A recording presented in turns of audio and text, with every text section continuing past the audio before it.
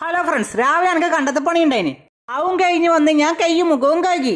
ഓളത്തെ മുണ്ടെടുത്ത് കുടഞ്ഞ് എനിക്ക് അതിനെ കൊണ്ട് മുഖം ഞാൻ തോർത്തി വൃത്തിയാക്കി. അപ്പോഴത്തേക്ക് ഉമ്മ ദോശയും കറിയും എടുത്ത് തന്നിന്. അത് ഞാൻ പുറത്തിരുന്നിട്ട് തിന്നലാം. ഞാൻ ദോശ തിന്നുന്നാണ്ടിട്ട് 2 പൂച്ച വന്ന് മുറ്റത്ത് എന്റെ പള്ളക്ക് ഇരുന്ന്. എന്റെ പാത്രത്തിൽ നിന്ന് ഞാൻ 2 പൂച്ചക്ക് ഓരോ കഷ്ണം ദോശ ഇട്ട് കൊടുത്ത് 2 പൂച്ച തിന്ന്.